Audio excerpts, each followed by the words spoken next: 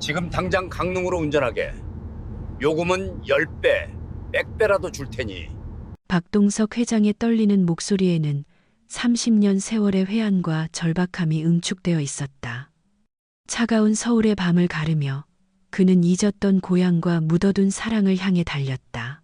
그를 이토록 돌아서게 만든 진실은 과연 무엇일까? 청취자 여러분, 안녕하세요. 이야기를 시작하기 전 구독과 좋아요 한 번씩 꼭 부탁드립니다. 여러분의 작은 관심이 영상을 만드는 저에게는 정말 큰 힘이 됩니다. 지금 어디서 듣고 계신가요? 댓글로 계신 곳과 안부 남겨주시면 감사하겠습니다. 늘 건강하시길 바라며 이야기 바로 시작하겠습니다. 강남의 번화가, 화려한 조명으로 수놓인 빌딩 숲 사이, 최고급 레스토랑의 펜트하우스 스위트룸에서는 송년회가 한창이었다. 샹들리에의 황금빛이 반짝이고 값비싼 와인잔이 부딪히는 맑은 소리, 유창한 웃음소리와 성공을 논하는 웅성거림이 공간을 가득 채웠다. 모두가 박동석 회장 65세를 중심으로 모여들었다. 사람들은 그의 사업 수완과 재산에 감탄하며 연신 칭찬을 늘어놓았다. 그러나 그 모든 찬사는 박동석의 귓가에 닿는 순간 의미를 잃고 흩어지는 공허한 메아리에 불과했다. 그의 눈빛은 깊이를 알 수 없는 심해처럼 어둡고 고독했다. 그는 방금 파트너들과의 성대한 송년회를 마친 참이었다. 테이블 위에는 진수성찬의 잔해와 텅 빈 소주잔이 놓여 있었다. 귓가에는 성공을 축하하는 덕담과 형식적인 악수 소리가 여전히 맴돌았다. 하지만 그 소리들은 마치 저 멀리서 들려오는 낯선 음색처럼 희미하고 무의미하게 다가왔다. 그의 입가에 억지로 걸린 미소는 가면처럼 어색했고 시선은 초점을 잃은 채 허공을 응시했다. 비록 수많은 이들의 부러움을 한 몸에 받고 있었지만 그는 스스로를 돈과 거짓으로 빚어진 석고상, 영혼 없는 허수아비, 길 잃은 외로운 영혼 같다고 느꼈다. 이 모든 화려함 속에서 그는 마치 투명한 유리벽 안에 갇힌 듯 다른 이들과 단절된 채 오직 홀로 존재하고 있었다. 개인 운전기사가 그의 차를 대기시키고 있었지만 박동석은 손을 내저으며 물렸다. 그는 잠시 걷고 싶었다. 이 답답한 공간에서 벗어나 차가운 밤 공기를 들이켜고 싶었다. 그의 발걸음은 술 기운 때문이 아니었다. 그를 짓누르는 공허함과 과거의 무거운 짐 때문인지 천근만근이었다. 빌딩 숲 사이로 굽이치는 대로변은 퇴근길 차량으로 북적였지만 그는 마치 홀로 다른 시간 속에 존재하는 듯했다. 그는 조용히 떨어지는 첫눈을 올려다보았다. 도시의 불빛 사이로 흩날리는 눈발은 아름다웠지만 그의 눈에는 아련한 슬픔으로 비쳤다. 기억의 조각들이 산산이 부서진 파편처럼 뇌리를 스쳤다. 아주 오래전 그가 모든 것을 두고 떠나온 어딘가, 강릉의 작은 바닷가 마을, 평화로운 어느 한 귀퉁이가 떠올랐다. 그곳에는 풋풋한 사랑을 나누었던 이선자라는 여인이 있었고 가난했지만 따스했던 그들의 보금자리가 있었다. 희미해진 그녀의 목소리, 아련한 그녀의 향기, 따스했던 그녀의 손길은 이제 멀고 먼 과거의 유물이 되었지만 그들을 버리고 떠나온 것에 대한 고통만은 여전히 선명하게 그의 가슴을 후벼 팠다. 그는 번잡한 거리를 피해 낡은 골목길로 들어섰다. 붉은 네온 사인이 번쩍이는 고급스러운 바 대신 그는 좀 더 작고 허름한 선술집으로 들어서 소주를 추가로 시켰다. 익숙한 술 냄새와 사람들의 소박한 대화 소리가 그의 예민한 신경을 애써 달래는 듯했다. 그는 차가운 소주잔을 쥔 채 생각했다. 이 밤의 서울을 감싸는 차가운 기운을 쫓기 위해서였을까? 아니면 그의 영혼 깊숙이 얼어붙은 냉기를 달래기 위해서였을까? 어쩌면 이선자에게서 도망쳐온 지난 30년의 세월 동안 그가 쌓아올린 성공이라는 허상 아래 숨겨진 비참하고 공허한 자신의 진짜 모습을 잠시나마 잊기 위해서였을지도 모른다. 그는 술잔을 기울일수록 더욱 깊은 수렁으로 빠져드는 듯한 고독감을 느꼈다. 그의 화려한 펜트하우스는 차가운 궁전이었고 그의 고급 승용차는 황금 우리와 다를 바 없었다. 박동석의 내레이션, 낮고 슬프며 후회 가득한 목소리, 술잔이 가볍게 부딪히는 소리. 사람들은 나를 위대한 박 회장이라 부르지, 하늘을 찌를 듯한 빌딩들을 세운 장본인이라고. 수많은 이들이 나의 결단력과 통찰력의 경의를 표하고 나의 부를 부러워한다. 하지만 밤이 되면 나는 그저 춥고 텅 빈 펜트하우스에서 몸을 웅크리는 늙은 박씨일 뿐이야. 찬란한 조명 아래 펼쳐진 이 강남의 야경도 나에게는 그저 공허한 허상일 뿐. 30년 전 나는 모든 것을 버렸어. 이선자를, 그리고 그들의 소박한 꿈을. 나는 스스로에게 되뇌었지. 성공해야만 한다고. 이 가난에서 벗어나 언젠가 당당히 돌아가 부끄럽지 않은 남자가 되겠다고. 하지만 돈과 권력은 보이지 않는 벽이 되어 나를 황금 우리 안에 가두었어. 그 황금 우리 속에서 나는 매일 밤 내가 버리고 온 것들을 곱씹으며 고통받았지. 더 높이 오를수록 나는 아래를 내려다보는 것이 두려웠어. 나의 비겁한 모습과 내가 잃어버린 것들을 마주하는 것이 두려웠지. 사업이 번창할수록 고독의 심연은 더욱 깊어졌고 내가 성공이라는 명분 아래 숨겨왔던 진실이 드러날지도 모른다는 공포가 매일 밤 내 영혼을 갉아먹었어. 술을 너무 많이 마신 탓에 그는 한국 법률에 따라 대리운전 기사를 불렀다. 자신의 고급 승용차를 집으로 가져다 줄 사람이 필요했다. 이 밤 그는 더 이상 운전대를 잡을 정신도 의지도 없었다. 그의 값비싼 캐시미어 코트와 차갑고 썩어 문드러진 영혼 사이의 날카로운 대비는 역설적이었다. 그는 선술집 창가에 앉아 거리를 오가는 사람들을 물끄러미 바라보았다. 손을 잡고 함께 걷는 연인들, 아이들의 해맑은 웃음소리를 들으며 오가는 행복해 보이는 가족들. 그들의 모습은 마치 다른 세상의 풍경 같았다. 그의 귓가에 아이들의 웃음소리가 맴돌자 그는 말없는 부러움이 가득한 눈으로 한숨을 내쉬었다. 나에게도 저런 가족이 있었더라면. 그의 화려한 승용차는 마치 찬란한 누에고치 같았지만 그 안에는 어떤 돈으로도 채울 수 없는 극심한 고독만이 존재했다.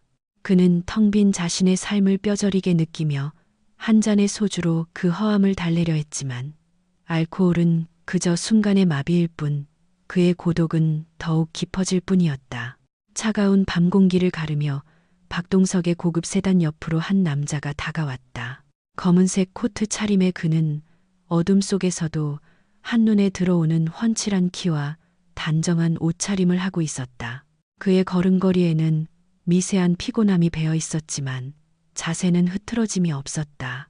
그는 운전석 문을 열기 전 조수석을 넘어 뒤를 향해 허리를 90도로 깊숙이 숙였다. 젊은 세대에게서는 보기 드문 너무나도 정중하고 격식 있는 태도였다. 얼핏 보아도 그는 이 힘든 대리운전 일을 단순히 돈벌이 수단으로만 여기는 것이 아니라 어떤 사명감이나 책임감을 가지고 임하는 듯했다. 회장님 안녕하십니까? 박지훈입니다. 오늘 밤 회장님의 소중한 차를 안전하게 모셔다 드리겠습니다. 박지훈이라는 이름과 함께 들려온 그의 목소리는 차분하면서도 따뜻했고 잔잔한 저음에 울림이 있었다. 박동석은 뒷좌석에 앉아 눈을 감은 채 잠시 졸음을 청하려던 참이었다. 하지만 그 젊은이의 목소리가 왠지 모르게 귀에 박혔다. 단순히 듣기 좋다는 느낌을 넘어 잊고 살았던 어떤 익숙한 감각을 건드리는 듯했다. 분명히 처음 듣는 목소리인데 마음속 깊은 곳에 잠들어 있던 아련한 기억의 한 조각이 문득 깨어나는 듯한 기분이었다. 마치 오래된 서랍 속에서 먼지 쌓인 추억의 상자가 열리는 듯한 섬뜩하면서도 묘한 기시감이었다. 박동석은 무의식적으로 살짝 눈을 떴다. 룸미러를 통해 운전석을 흘긋 바라보았다. 박지훈은 능숙하게 차량의 내부 온도를 조절하고 있었다. 손가락 하나하나에 섬세함이 깃든 채 히터 바람의 세기와 방향을 조절하는 모습에서 꼼꼼하고 배려 깊은 성격이 엿보였다. 그 순간 지훈이 박동석을 향해 다시 한번 가볍게 시선을 주며 물었다. 그의 눈빛은 맑고 꾸밈이 없었다. 회장님, 혹시 너무 추우시거나 더우시면 말씀해 주십시오. 잔잔한 음악이라도 틀어드릴까요? 편안하게 쉬실 수 있도록 최대한 맞춰드리겠습니다. 거울 속 지훈의 얼굴은 뚜렷한 외꺼풀 눈매를 가지고 있었고 그 눈에는 선량하고 성실한 기운이 어려 있었다. 질문을 건네며 살짝 번진 그의 미소는 억지스럽지 않은 순박하고 부드러운 것이었다. 그 순간 박동석의 심장이 덜컥 내려앉는 듯한 충격을 받았다. 그의 심장은 마치 망치로 얻어맞은 듯 크게 울렸다. 그 미소, 그 눈빛, 특히 그 입꼬리의 미세한 곡선과 눈가의 부드러움은 어딘가에서 본 적이 있는 듯했다. 오래전 너무나도 깊이 묻어두려 애썼던 한 여인의 모습이 불현듯 그의 뇌리를 스치고 지나갔다. 이선자, 그녀의 젊은 시절 모습이 지훈의 얼굴과 기이하게 겹쳐졌다. 그는 순간적으로 숨을 들이켰다. 아니, 괜찮아. 그냥 운전이나 해. 박동석의 목소리는 술기운 때문인지 혹은 갑작스러운 충격 때문인지 평소보다 훨씬 거칠고 메말라 있었다. 그의 손은 무의식적으로 주먹을 쥐었다 폈다를 반복했다. 지훈은 고개를 끄덕이며 다시 운전에 집중했다. 차는 미끄러지듯 밤길을 달렸다. 바깥에는 여전히 눈이 내리고 있었지만 차 안은 고요했다. 그 고요함 속에서 박동석의 심장은 더욱 격렬하게 요동쳤다. 그는 다시 눈을 감으려 애썼지만 쉽사리 잠들 수 없었다. 닫힌 눈꺼풀 너머로 자꾸만 거울 속 지훈의 모습이 아른거렸다. 그는 기어이 다시 눈을 뜨고 룸미러로 지훈을 훔쳐보았다. 그의 눈매, 그의 옆모습, 그리고 아까 보았던 그 희미한 미소. 마치 30년 전 이선자의 젊은 시절을 복사해 놓은 듯한 그 모습에 박동석은 등골이 서늘해지는 것을 느꼈다. 그는 애써 기억의 파편들을 조합하려 했다. 하지만 퍼즐 조각은 제자리를 찾지 못한 채 공중에서 맴돌기만 했다. 불쾌하면서도 강렬한 호기심이 동시에 그의 심장을 파고들었다. 마치 오랫동안 닫혀있던 과거의 문을 누군가가 조심스럽게 두드리는 듯한 기분이었다. 가슴이 평소보다 한 박자 빠르게 뛰기 시작했다.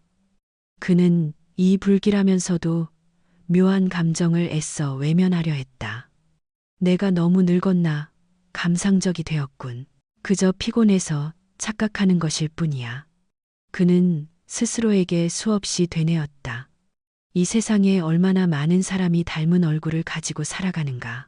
이선자는 강릉에, 나는 서울에. 30년 동안 다른 삶을 살아왔는데 이런 우연이 있을 리 없어. 그는 자신을 설득하려 했지만 아무리 부정하려 해도 그 의문의 조각은 사라지지 않고 끈질기게 그의 정신을 괴롭혔다. 그 미묘한 불안감은 마치 그의 발목을 잡아끄는 보이지 않는 끈처럼 그를 세참매고 있었다. 박동석의 내레이션 혼란스럽고 불안하며 의심에 찬 목소리. 이상하군. 이 젊은이. 왜 이렇게 나를 불편하게 만드는 거지? 마치 무언가 비밀을 간직하고 있는 것 같기도 하고 아니면 내가 뭔가 숨기고 있는 것 같기도 하고 그 눈빛, 그 미소, 특히 그 말투와 분위기가 30년 전 이선자의 젊은 시절과 너무나 흡사해. 설마 말도 안 돼. 착각일 거야. 이 세상에 닮은 사람이 얼마나 많은데 아마도 그저 피곤하고 술에 취해서 일어나는 환상일 뿐이겠지. 하지만 이 기분 나쁜 낯설지 않음은 뭐지? 마치 저 아이가 내 안에 묻어둔 어떤 끈을 잡아당기는 것 같아. 이 기분이 대체 왜 드는 걸까? 이 섬뜩한 기시감은 단순한 우연이 아닐지도 모른다는 불길한 예감에 사로잡혔다. 심장이 조여드는 듯한 압박감이 느껴졌다. 그는 자신의 오랜 고독이 무언가에 의해 깨지고 있음을 본능적으로 직감했다. 그는 펜트하우스에 가까워질수록 더욱 초조해졌다. 어둠 속에 홀로 갇힌 듯한 이 공간, 조용히 눈발이 날리는 바깥 풍경. 그리고 앞에 앉은 낯선 듯 익숙한 젊은이. 이 모든 요소들이 그의 불안감을 증폭시켰다. 그는 팔짱을 끼고 눈을 감으려 했지만 그의 시선은 자꾸만 룸미러 속 지훈에게로 향했다. 그 젊은이의 미간, 턱선, 그리고 무심하게 스쳐가는 손길까지. 모든 것이 너무나도 기이하게 과거의 그림자와 겹쳐 보였다. 마치 30년 전 자신이 도망치듯 버리고 온 삶의 조각들이 가장 예상치 못한 순간, 가장 예상치 못한 방식으로 다시 나타나 자신을 시험하는 것만 같았다. 그는 심장이 목구멍까지 치솟는 듯한 압박감을 느꼈다. 피할 수 없는 운명이라면 왜 지금에 와서야 나타나는가? 그는 스스로에게 물었지만 답을 찾을 수 없었다. 이 모든 것이 단순한 우연의 일치일까? 아니면 피할 수 없는 운명의 장난일까? 박동석은 알 수 없었다. 다만 그의 오랜 고독에 작은 균열이 생기고 있음은 분명했다. 그의 성공과 부귀 영화로 단단히 봉인되어 있던 감정의 댐이 한 젊은이의 그림자 같은 미소에 의해 조금씩 금이 가고 있었다. 그리고 그는 그 금 사이로 스며드는 과거의 물줄기를 막을 방도가 없었다. 그의 손바닥은 식은땀으로 축축했다. 차 안은 다시 고요해졌다. 박동석은 애써 눈을 감고 잠을 청하려 했지만 그의 머릿속은 온통 지훈의 얼굴로 가득 찼다. 차창 밖으로 간헐적으로 지나가는 가로등 불빛이 그의 불안한 눈꺼풀 위를 스치고 지나갔다. 분명 처음 보는 젊은이인데 그의 행동 하나하나, 무심한 표정까지도 잊고 살았던 오래된 퍼즐 조각처럼 그의 기억 속 어딘가에 박혀있는 듯했다. 그는 이 기이한 기시감의 원인을 찾아 헤매며 깊은 고뇌에 빠져 있었다. 마치 누군가 자신의 과거를 꿰뚫어 보고 있는 듯한 섬뜩함마저 느껴졌다. 그의 불안감은 최고조에 달했다. 그때였다. 고요한 차 안에 한 줄기 날카로운 전자음이 울려 퍼졌다. 박지훈의 휴대폰이 울린 것이다. 지훈은 룸미러로 박동석을 확인한 후 가볍게 고개를 숙여 사과했다. 그의 예의 바른 행동은 박동석의 날 선 신경을 더욱 자극했다. 죄송합니다, 회장님. 잠시 통화 좀 하겠습니다. 급한 전화인 것 같습니다. 지훈은 익숙하게 블루투스 이어폰을 귀에 꽂았다. 하지만 차 안에 밀폐된 공간 때문이었을까? 이어폰에서 흘러나오는 상대방의 목소리가 희미하게, 그러나 또렷하게 박동석의 귀에까지 들려왔다. 그 목소리는 마치 과거의 그림자가 현실을 비집고 들어오는 듯 선명하게 그의 뇌리를 강타했다. 지훈아, 눈이 엄청 오는데 운전 조심해야 한다. 손님은 다 들어갔냐? 엄마가 김치찌개 따뜻하게 데워놨으니 조심히 와라. 춥지는 않고 옷 따뜻하게 입고 다녀야지. 감기 걸리면 큰일 난다. 강릉 사투리 특유의 걸쭉하면서도 정감 넘치는 목소리. 나이가 지긋한 여성의 목소리였다. 목소리에는 아들을 걱정하는 엄마의 따뜻하고 투박한 사랑이 가득 담겨 있었다. 박동석은 그 목소리를 듣는 순간 온몸이 돌처럼 굳어버렸다. 핏줄을 타고 흐르던 피가 한순간 얼어붙은 듯한 감각. 그의 심장이 쿵 하고 크게 울리더니 이내 정신을 차릴 수 없을 정도로 빠르게 요동치기 시작했다. 숨쉬기조차 힘들었다. 그의 심장은 마치 한없이 무거운 쇠덩이가 되어 가슴을 짓누르는 듯했다. 그 목소리, 그 이름을 부르는 다정한 어조, 그 꾸밈 없고 투박한 걱정. 설마, 그럴 리가. 30년 전 그가 도망치듯 떠나온 고향, 강릉에 남겨두고 온 첫사랑, 이선자. 그 누구도 흉내낼 수 없는 오직 그녀만이 가지고 있던 그 목소리였다. 그는 그녀의 목소리를 영원히 잊었다고 생각했다. 하지만 어찌 단 한 번의 목소리로 이토록 선명하게 모든 기억이 되살아날 수 있단 말인가. 그의 머릿속이 새하얘졌다. 눈앞이 아득해지는 현기증이 몰려왔다. 차 안의 모든 소리가 멀어지고 오직 그 목소리만이 귓가를 맴돌았다. 지우는 상대방의 걱정에 사랑스럽고도 푸근한 목소리로 답했다. 그 목소리는 박동석의 심장을 또 한 번 사정없이 후려쳤다. 엄마는 기다리지 말고 다리 아프니까 먼저 주무세요. 오늘은 손님도 많지 않아서 금방 끝날 것 같아요. 저 이거 한 탕만 더 하고 금방 갈게요. 엄마 김치찌개 남김없이 다 먹을 테니까 시키지 말고 그냥 편히 주무세요. 걱정 마세요. 엄마. 박동석의 머릿속에 엄마라는 두 글자가 마치 뜨거운 낙인처럼 찍혔다. 이선자가 지훈아라고 불렀고 지훈은 그녀를 엄마라고 했다. 가슴이 터질 것만 같았다. 그는 억지로 침착함을 유지하려 애썼지만 턱 근육이 경련하듯 떨리고 입술이 바싹 말라붙었다. 겨우겨우 목소리를 쥐어짜냈다. 목구멍에 커다란 덩어리가 걸린 듯 한마디 한마디가 너무나도 버거웠다. 온몸이 차갑게 식어가는 느낌이었다. 자네 고향이 어디인가? 박동석의 목소리는 평소의 위엄은 온데간데 없이 메마르고 갈라진 소리였다. 숨겨진 불안감과 절박함이 역력했다. 지우는 룸미러로 박동석을 흘끗 보았다.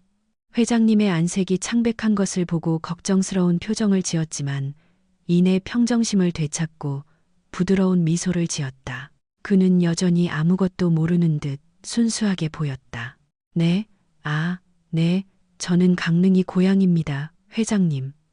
작은 바닷가 마을이지만 참 아름다운 곳이죠. 정이 넘치는 곳이고요. 지우는 여전히 아무것도 모른 채 천진난만하게 웃었다. 그 미소는 박동석의 심장을 더욱 날카롭게 파고들었다. 강릉, 그렇다. 강릉. 그는 다시 침을 꿀꺽 삼켰다.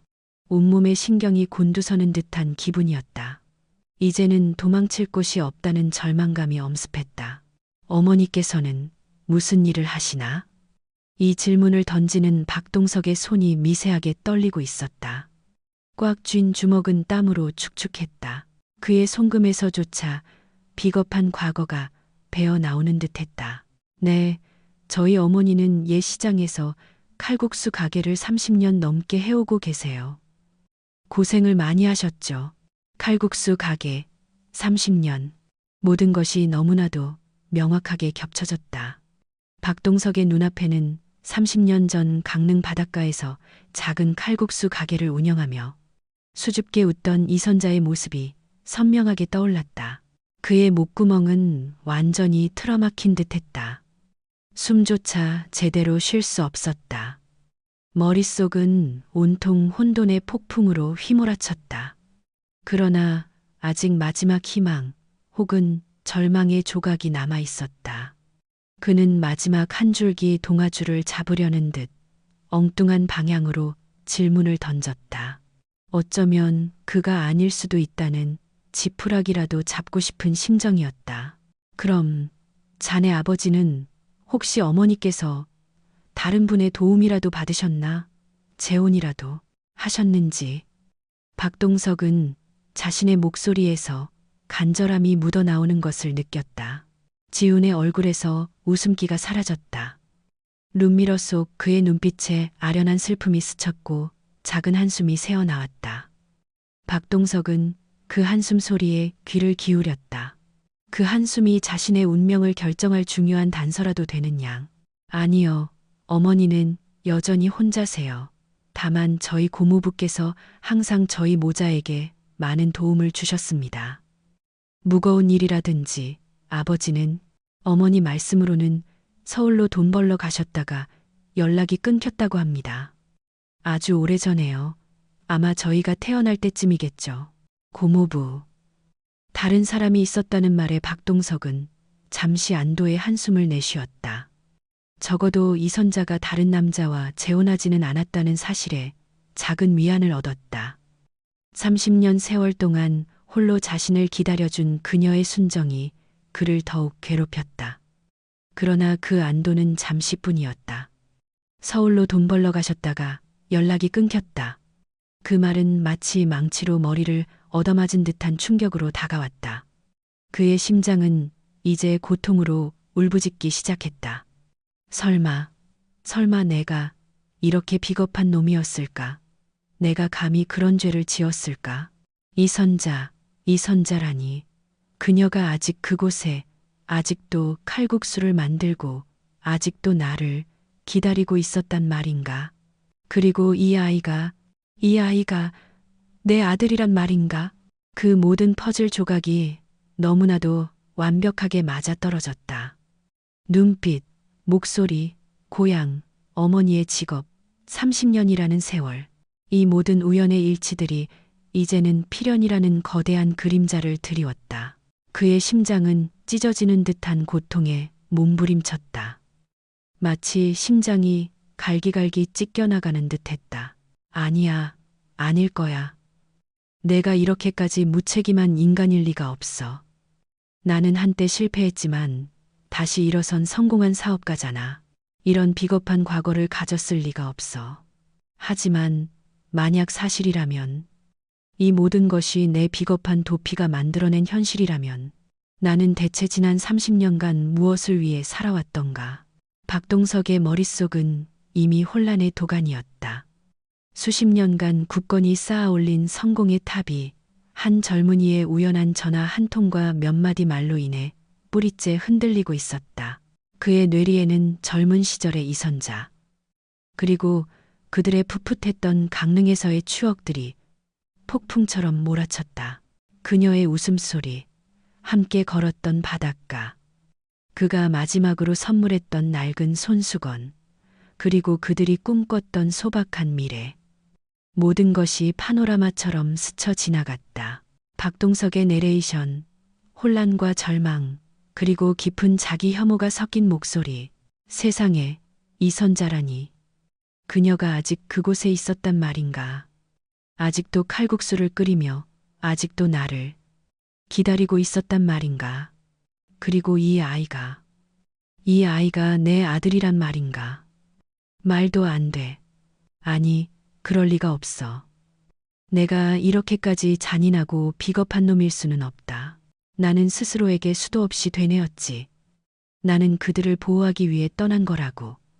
내가 성공하면 다시 돌아올 거라고. 하지만 이 모든 것은 비겁한 변명이었어. 나는 그저 가난과 실패가 두려워 도망친 겁쟁이에 불과했다. 하지만 만약 사실이라면, 이 모든 우연의 일치들이 단순한 우연이 아니라면 나는 대체 무엇을 한 건가? 30년 동안 나는 무엇을 위해 달려왔던가? 이 아이가 내 아들이란 말인가? 그렇다면 나는 이선자와 내 아들의 삶을 파괴한 죄인이 아닌가? 그는 더 이상 생각할 수 없었다. 차 안은 점점 더 답답하고 숨막히는 공간이 되었다. 그의 성공과 부귀영화는 한순간에 바스라지는 모래성 같았다. 그는 자신이 그토록 두려워하던 진실과 피하려 했던 과거가 이렇게 예상치 못한 순간 잔인한 방식으로 자신의 앞에 나타났다는 것을 깨달았다. 이 밤의 눈은 더 이상 아름다운 설경이 아니었다.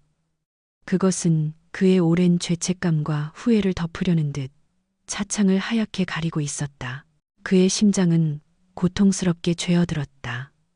그동안 자신을 합리화하며 쌓아왔던 모든 거짓말들이 한순간에 무너져 내리는 순간이었다. 그는 진실의 무게에 짓눌려 숨조차 제대로 쉴 수 없었다. 이선자와 지훈의 존재는 그의 화려하고 공허한 삶에 던져진 거대한 파문이 되어 그의 모든 것을 집어삼키려 하고 있었다. 그는 이선자의 따뜻한 목소리와 지훈의 선한 눈빛 속에서 자신이 그토록 오랫동안 외면해왔던 비겁하고 이기적인 자신의 진짜 얼굴을 마주했다. 그의 성공은 빛을 잃고 오직 깊고 어두운 후회만이 그를 감싸 안았다. 그의 눈에서는 뜨거운 눈물이 쉴 새 없이 흘러내렸다.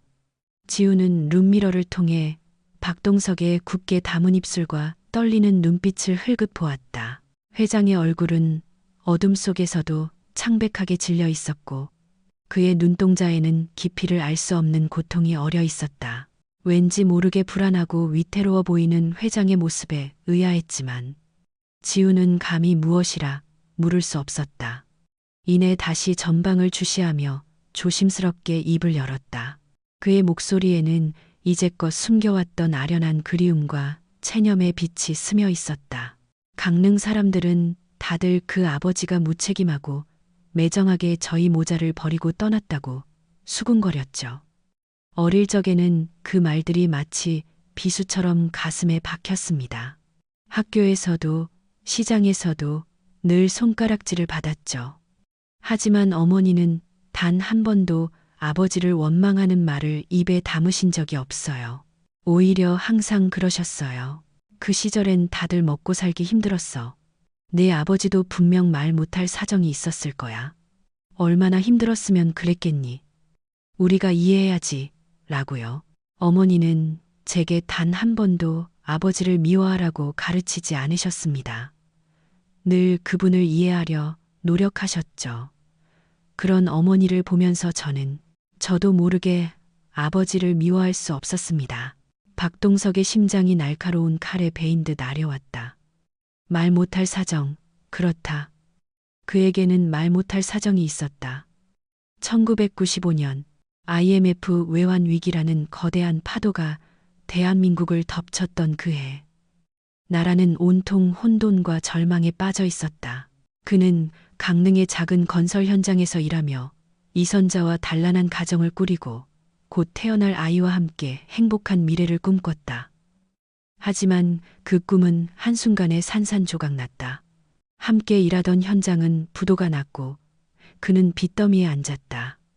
엎친 데 덮친 격으로 사기를 당해 모든 것을 잃었다.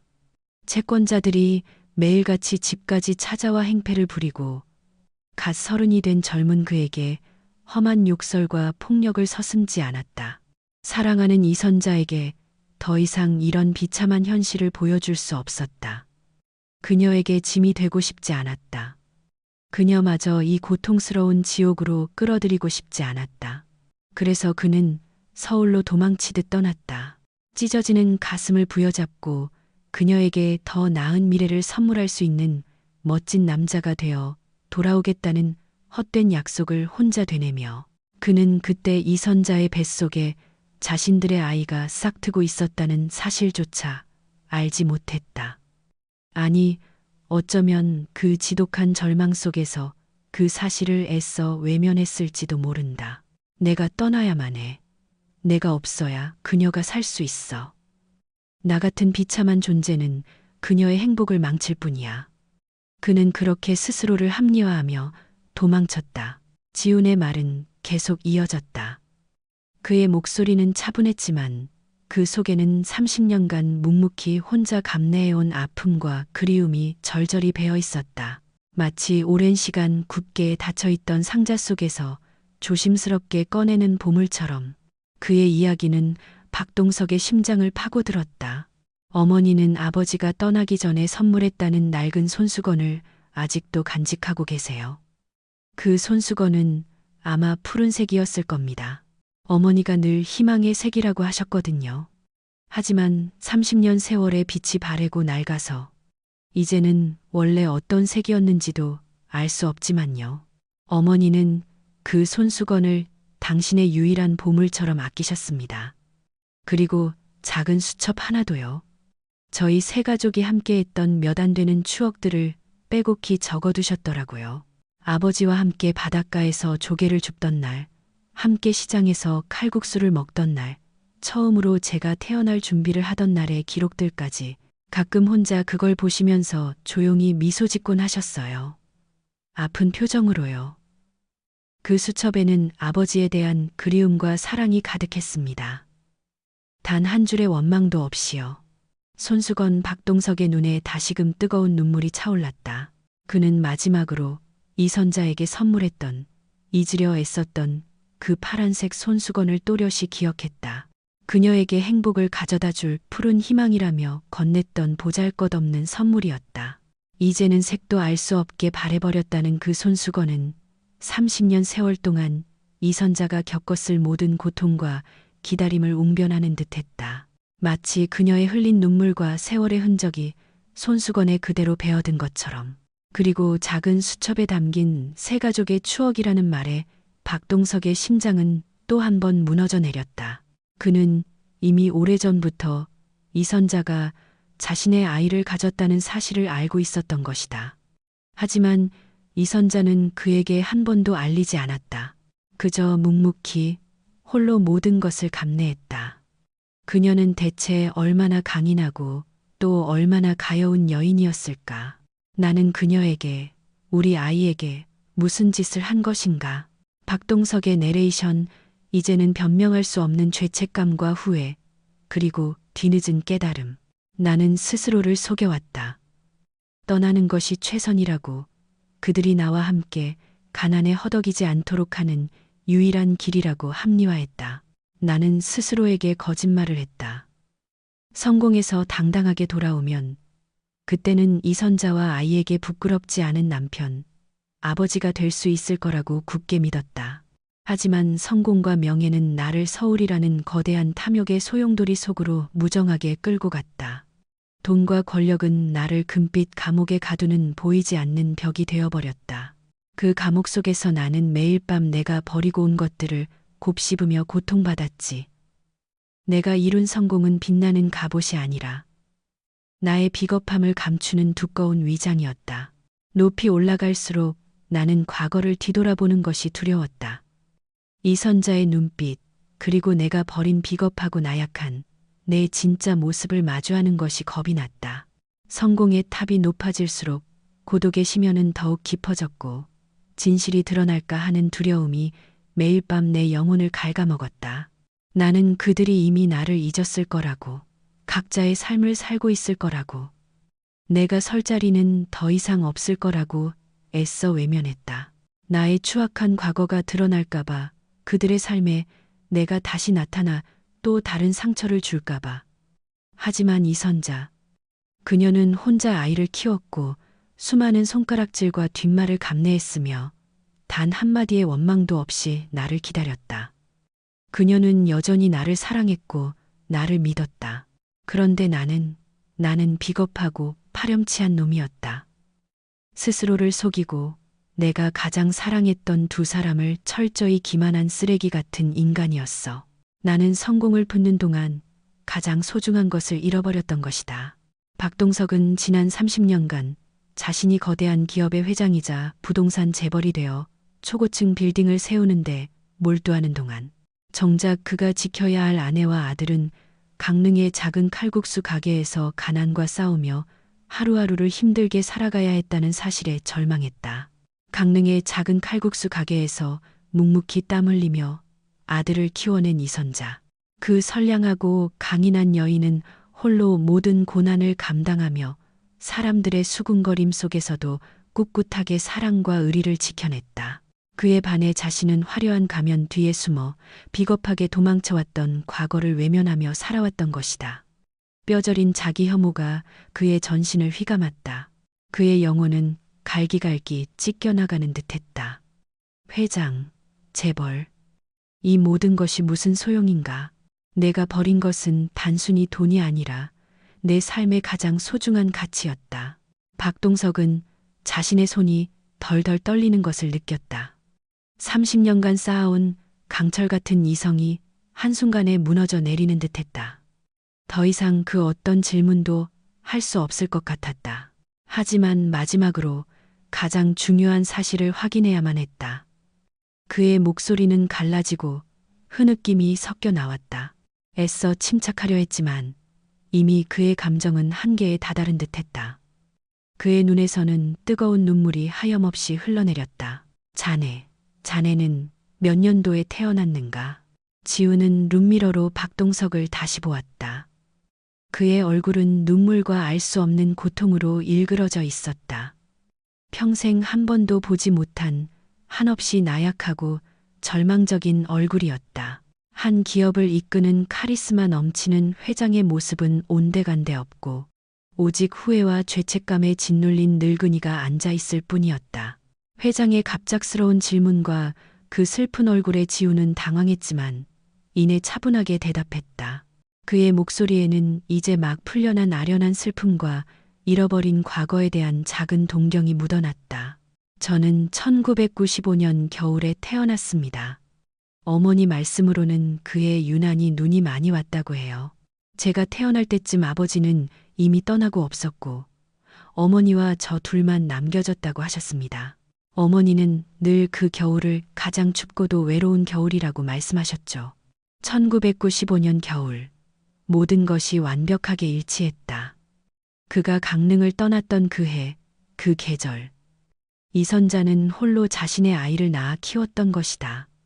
그날 밤 서울의 차가운 눈은 박동석의 뺨 위로 하염없이 흘러내리는 뜨거운 눈물에 비할 바가 아니었다. 그것은 고독에서 비롯된 눈물이 아니었다. 30년간 외면했던 삶에 대한 사무치는 후회, 감당할 수 없는 고통, 그리고 가슴 깊이 묻어두었던 사랑에 대한 뒤늦은 깨달음의 눈물이었다. 그는 자신의 아들의 30년 인생을 단 한순간도 함께하지 못했다. 그는 세상에서 가장 위대한 여인 이선자를 잔인하게 버렸던 것이다. 그의 손은 주체할 수 없이 떨렸고 입에서는 억눌렸던 울음이 터져나왔다. 어깨가 들썩였다. 거울에 비친 자신의 모습은 마치 찢겨진 심장처럼 보였다. 차창 밖으로 쏟아지는 눈은 마치 그의 죄를 씻어내려는 듯 끝없이 내렸다. 그는 더 이상 자신의 죄를 부정할 수 없었다. 모든 것이 명백했다. 박동석은 더 이상 단 한순간도 지체할 수 없었다. 그의 떨리는 손이 박지훈의 어깨에 조심스럽게 닿았다. 차가운 새벽 공기 속에서도 그의 심장은 불타는 듯 뜨거웠다. 30년의 세월이 그를 기다려주지 않았다. 자네는 지금 당장 강릉으로 운전하게. 요금은 10배, 아니 100배라도 줄 테니 얼마든지 말하게. 나는 지금 당장 그곳으로 가야만 해. 한시라도 빨리 그녀에게, 내 아들에게 가야 해. 지우는 룸미러가 아닌 직접 뒤를 돌아 박동석을 바라보았다. 회장의 얼굴은 눈물과 고통으로 처참하게 일그러져 있었다. 그가 지금까지 보아왔던 어떤 성공한 사람에게서도 찾을 수 없는 한없이 나약하고 절박한 모습이었다. 지우는 의아하고 혼란스러웠지만 그 깊이를 알 수 없는 감정의 소용돌이 속에서도 감히 무엇이라 묻지 못했다.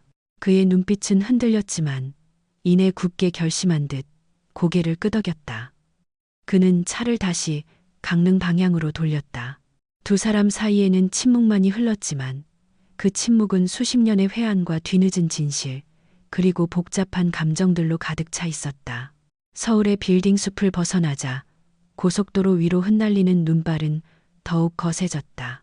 밤새 내린 눈은 이미 도로변을 하얗게 뒤덮고 있었다. 지우는 묵묵히 운전대를 잡았다. 그의 마음속에는 방금 전 회장님의 통화 내용, 그리고 그가 들려준 어머니의 이야기, 그리고 이어진 회장의 질문과 눈물 어린 고백이 거대한 파도처럼 밀려들고 있었다. 강릉, 어머니가 살고 계신 곳, 칼국수 가게, 어머니가 30년 넘게 운영해온 곳, 그리고 자신. 1995년 겨울에 태어난 자신. 너무나 명확하게 연결되는 퍼즐 조각들이 그의 머릿속을 스치고 지나갔다. 믿을 수 없는 현실 앞에서 그는 숨조차 쉬기 힘들었다. 설마 이분이 나의 아버지란 말인가? 30년간 단 한 번도 얼굴조차 본 적 없던, 내가 그토록 증오하면서도 한편으로는 그리워했던 아버지란 말인가? 그의 손은 무의식적으로 핸들을 꽉 잡았다.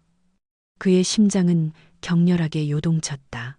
하지만 어쩌면 그토록 찾아 헤매던 답이 지금 이 차 안에, 그리고 어머니가 계신 강릉에 있을지도 모른다는 희미한 희망이 가슴 한켠에서 피어났다. 강릉에 도착한 것은 해가 뜨기 직전 희뿌연 새벽녘이었다. 도시의 불빛은 아직 잠들어 있었고 푸른 빛이 감도는 하늘 아래로 여전히 가느다란 눈발이 흩날렸다.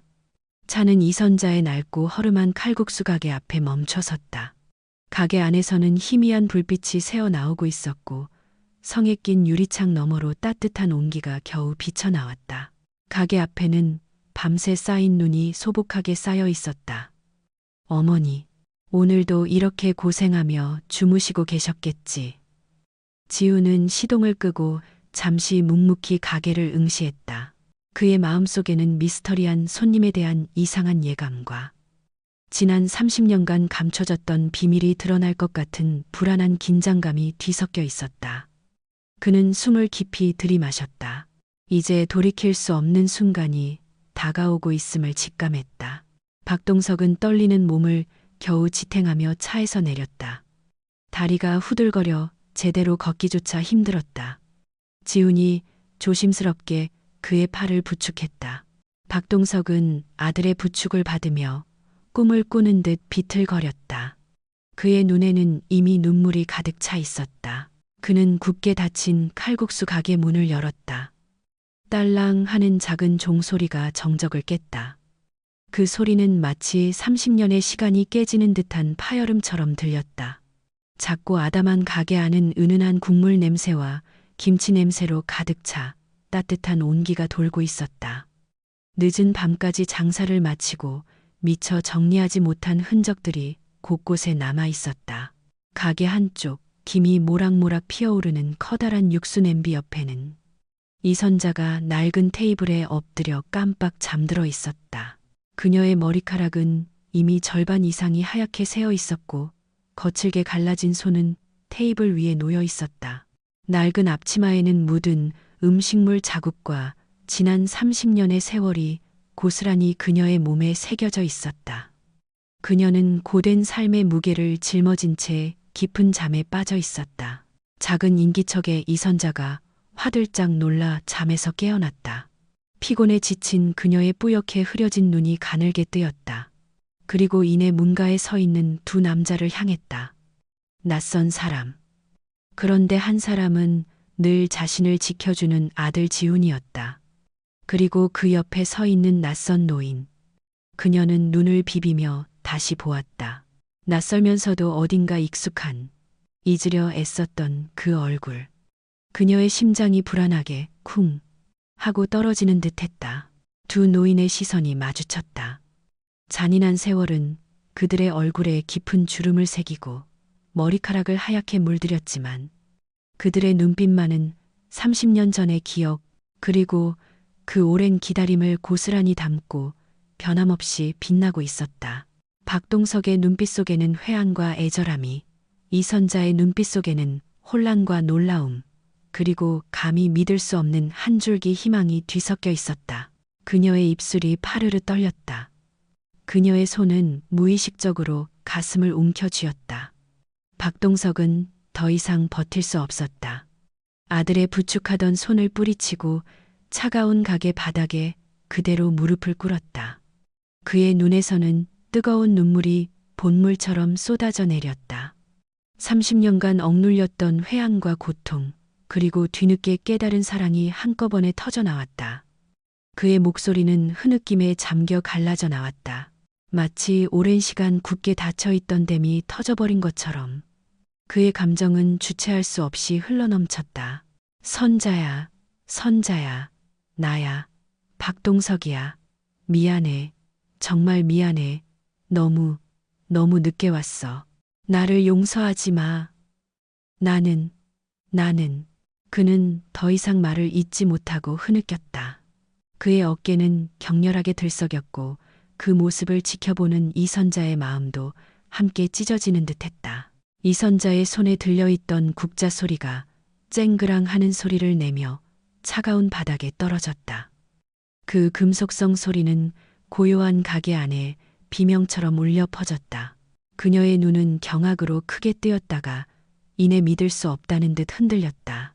한순간, 정말 찰나의 순간, 그녀의 눈빛 속에는 지난 30년간 억눌렸던 분노와 원망, 그리고 서러움이 폭발할 듯 번뜩였다. 어떻게 이제 와서 나타나? 당신이 뭔데? 이제 와서. 하는 외침이 목구멍까지 치밀었지만 그녀의 입술은 말없이 파르르 떨렸다. 목을대에서 터져 나오는 숨죽인 흐느낌이 그녀의 가슴을 흔들었고 눈물이 하염없이 흘러내렸다. 그녀는 떨리는 손으로 입을 틀어막았다. 과거와 현재, 뒤섞인 감정 속에서 그녀는 끊임없이 갈등했다. 그 오랜 세월의 고통과 상처가 그녀의 마음을 지배하려 했지만 이내 전통적인 어머니이자 아내로서의 강인한 보살핌의 본능이 모든 것을 압도했다.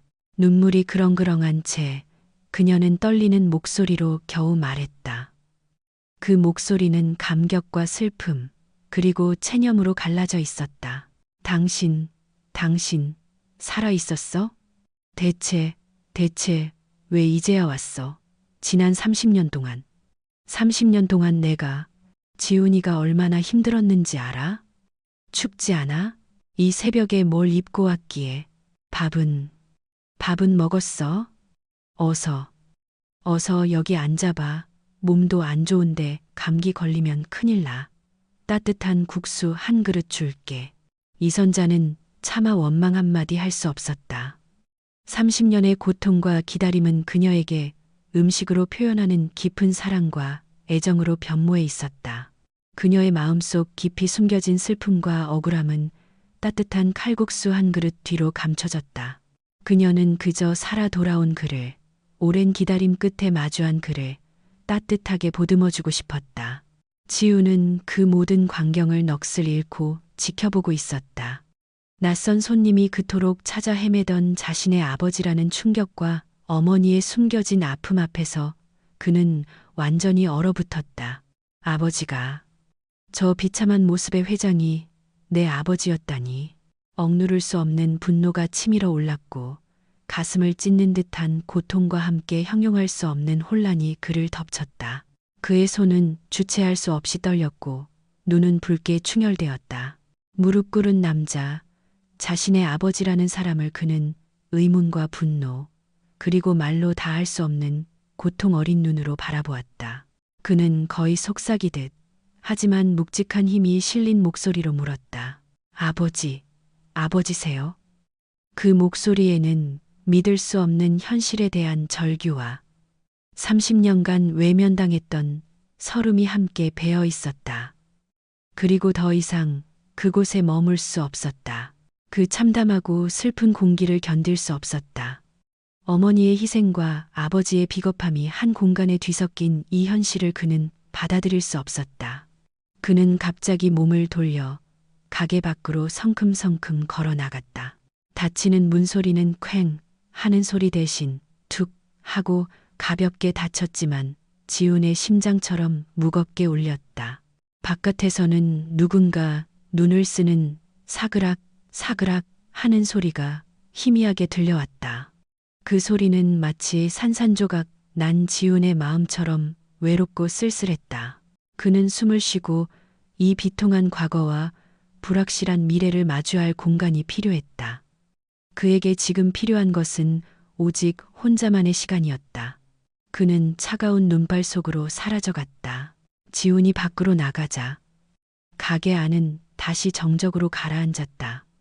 그 침묵 속에서 이선자는 떨리는 손으로 바닥에 떨어진 국자를 주워들고 박동석에게 시선을 돌렸다. 그의 무릎은 여전히 차가운 바닥에 닿아 있었고 얼굴은 눈물과 회한으로 범벅되어 있었다. 세월의 흔적이 깊게 패인 얼굴이었지만 그녀는 그 안에서 30년 전에 앳된 청년을 보았다. 사랑과 절망 사이에서 방황하던 젊은 날의 박동석. 그리고 그가 겪었을 지난 세월의 고통 또한 어렴풋이 짐작할 수 있었다. 그녀의 눈가에도 다시금 뜨거운 눈물이 고였다. 당신, 대체 무슨 일을 겪은 거야? 그동안 얼마나 힘들었으면 이제야 나타난 거야. 이선자의 목소리는 잦아들지 않는 슬픔과 오랜 체념으로 떨렸다. 그녀는 더 이상 그를 책망할 힘도 원망할 용기도 없었다. 30년의 기다림 끝에 마주한 그의 초라한 모습은 그녀의 모든 분노를 씻어내리는 듯했다. 그저 그의 앞에서 뜨거운 국물 냄새를 풍기는 칼국수 한 그릇을 조심스럽게 내려놓았다. 앉아서 일단 국수부터 먹어. 몸이 차가운데 다 식겠다. 박동석은 비틀거리는 몸을 일으켜 낡은 의자에 앉았다. 김이 모락모락 피어오르는 칼국수 그릇을 보자 잊었던 허기와 함께 따스한 온기가 밀려왔다. 그는 젓가락을 들어 면을 집어 올렸다. 국물의 개운한 맛과 함께 짠 눈물이 연신 그의 입안으로 흘러들었다.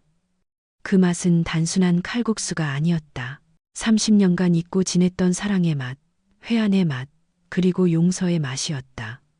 그는 눈물과 함께 면을 삼키고 또 삼켰다.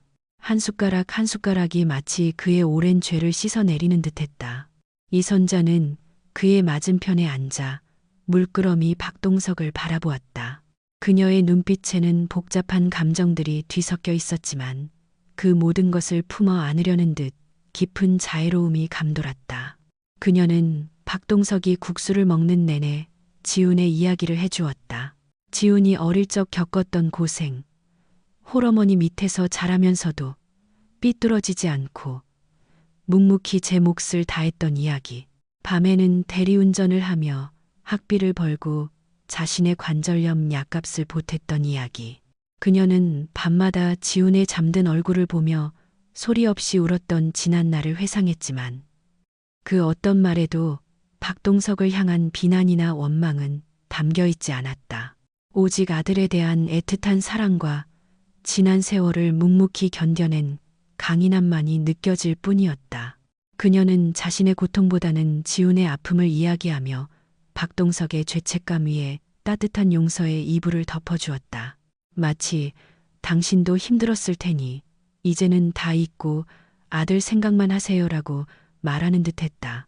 이튿날 아침, 강릉에는 여전히 포근한 눈발이 날리고 있었다. 박동석은 차가운 공기를 들이마시며 지훈을 찾아 나섰다. 가게 뒤편 낡은 창고 앞에서 지훈은 눈을 치우고 있었다. 그의 어깨는 굳게 다물려 있었고 얼굴에는 밤새 잠 못 이룬 흔적이 역력했다. 박동석은 지훈에게 다가가 따뜻한 생강차 한 잔을 건넸다. 지훈은 공손히 차를 받아들었지만 그의 얼굴에는 여전히 어젯밤의 충격과 분노가 가시지 않은 듯했다. 그의 눈빛은 예의 바랐지만 쉽게 다가설 수 없는 단단한 벽을 세운 듯한 거리감을 담고 있었다. 회장님, 아니, 뭐라고 불러야 할지 모르겠습니다. 지훈의 목소리는 차분했지만 서늘한 냉기가 흘렀다. 죄송하지만 지난 30년간 제가 보고 느끼며 살아온 세월 앞에서 당신을 아버지라고 부를 수는 없습니다. 그럴 자격이 없습니다. 박동석은 심장이 찢어지는 듯한 고통에 고개를 숙였다. 그는 지훈의 눈을 똑바로 쳐다볼 용기가 없었다. 네가 준비되지 않았다면 삼촌이라고 불러도 좋다. 나는 아버지라고 불릴 자격이 없어. 너희에게 평생 씻을 수 없는 상처를 준 죄인이니까. 그의 목소리는 애써 담담함을 유지하려 했지만 간절한 애원이 묻어났다. 지훈은 끓어오르는 감정을 억누르듯 차를 한 모금 마셨다. 그의 눈빛은 흔들렸지만 이내 강렬한 분노로 타올랐다. 이해가 안 됩니다. 왜 저희 엄마와 저를 버렸습니까? 아버지는 어머니가 얼마나 힘드셨는지 아십니까? 밤마다 제가 잠든 걸 확인하고는 이불 속에서 소리 없이 우시던 어머니의 모습을 아버지는 아십니까? 어머니는 제가 학교에 가기 위해 피를 파셨습니다. 저에게는 모든 걸 숨기셨지만 전 압니다. 어머니가 얼마나 많이 우셨는지, 아버지는 제가 얼마나 온전한 가족, 온전한 아버지를 갈망했는지 아십니까? 운동의 날 아버지를 그려오라는 숙제에 저는 텅 빈 운동장을 그려야 했습니다. 친구들 앞에서 얼마나 창피했는지 아십니까? 아버지가 없었기에 전 너무 어릴 때부터 가장의 책임을 짊어져야 했습니다. 어머니를 지키기 위해, 저를 지키기 위해 얼마나 발버둥 쳤는지 아십니까? 지훈의 말 한마디 한마디는 비수가 되어 박동석의 가슴을 꿰뚫었다. 그는 다시금 고개를 숙였다. 뜨거운 눈물이 뺨을 타고 흘러내렸다. 그는 IMF 외환위기 당시의 파산과 빚더미, 그리고 그 모든 것을 감당할 수 없었던 자신의 비겁한 결정에 대해 이야기했다. 그 시절의 절망감, 이선자를 불행하게 만들고 싶지 않았던 마음, 그리고 도피할 수밖에 없었던 비참한 심정을 토로했다. 변명 따위는 하지 않았다. 그저 고개를 숙여 거듭 사죄할 뿐이었다. 그의 목소리에는 진심 어린 후회와 자책이 가득했다. 내가 잘못했다. 지훈아. 난 너무 비겁했고 너무 이기적이었다. 성공이라는 허황된 꿈에 사로잡혀 내가 왜 성공하고 싶었는지 그 초심마저 잊고 살았다.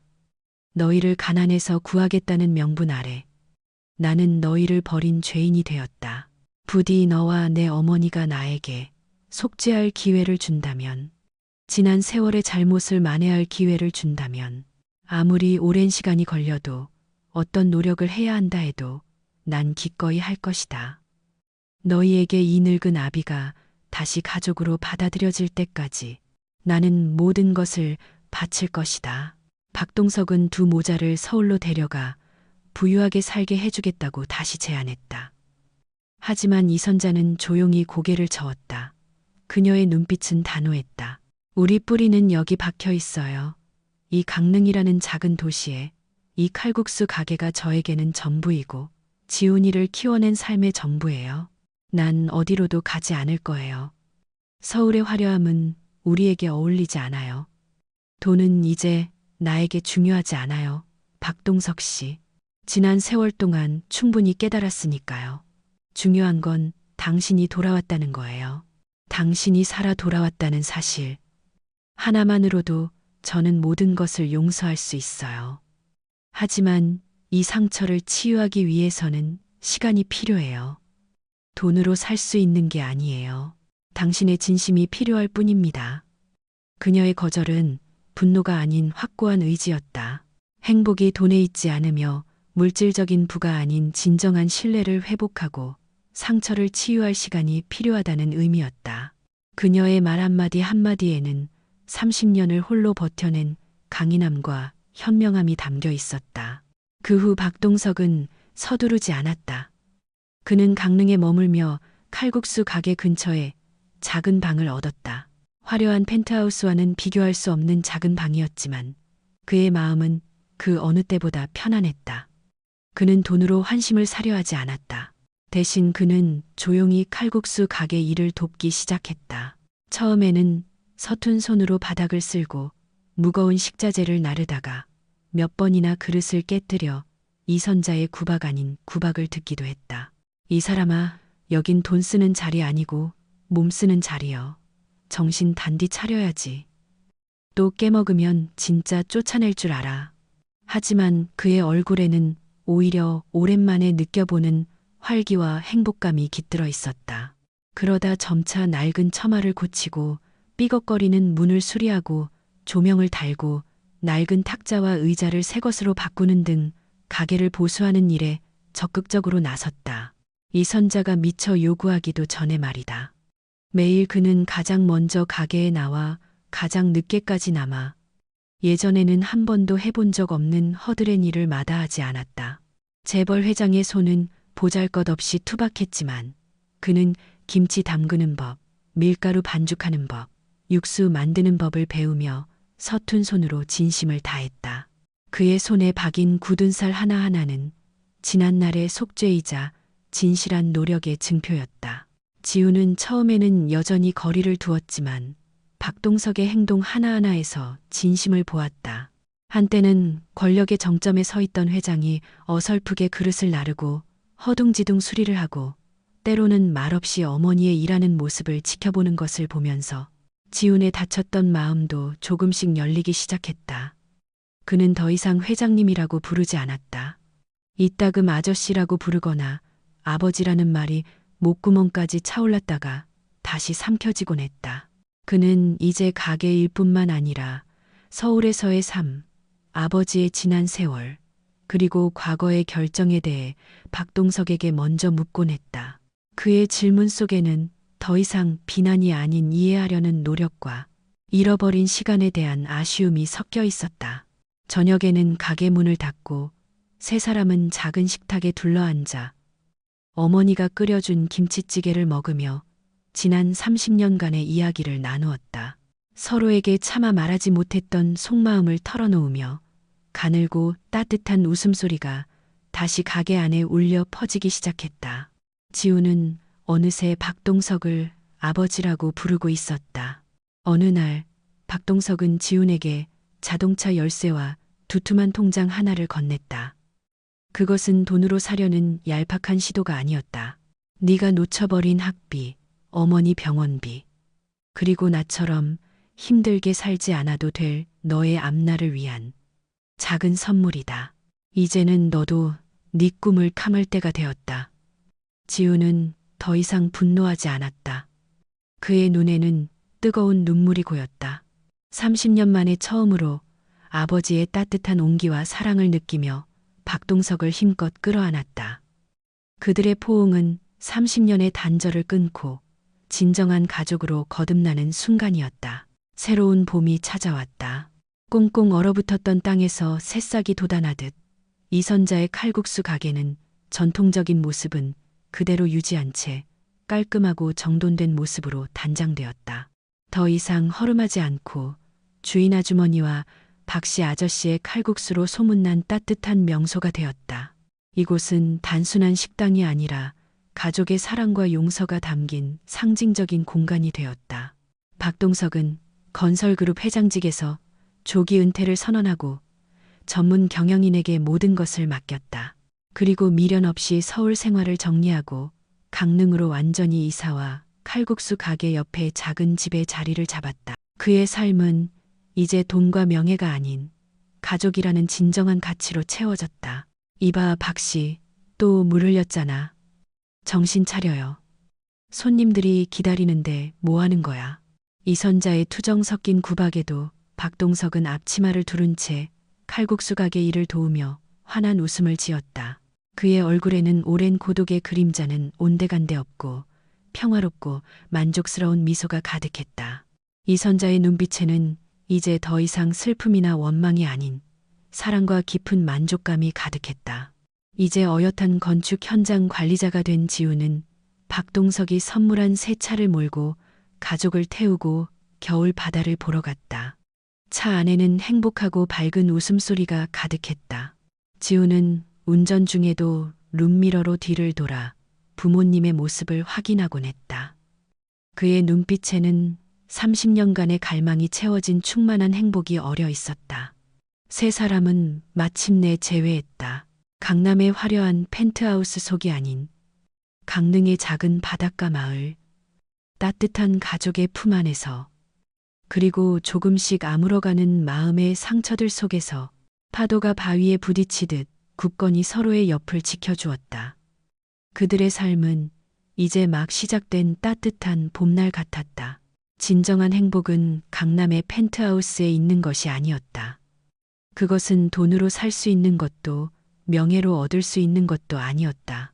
진정한 행복은 어머니가 끓여주신 김치찌개의 구수하고 따뜻한 냄새, 아내가 건네는 투박하지만 사랑스러운 잔소리, 아들의 해맑은 웃음, 그리고 지난날 놓쳐버린 모든 것을 기꺼이 짊어지고 돌아온 아버지의 뒷모습에 있었다. 한 남자의 가장 큰 성공은 돈이 아니라, 높은 빌딩을 세우는 것이 아니라 세상의 모든 부귀영화를 뒤로하고 돌아섰을 때 여전히 그를 기다려주는 따뜻한 집, 진정한 가족이 있다는 것을 깨닫는 순간이었다. 그 깨달음이야말로 내 인생 최고의 성공이었다.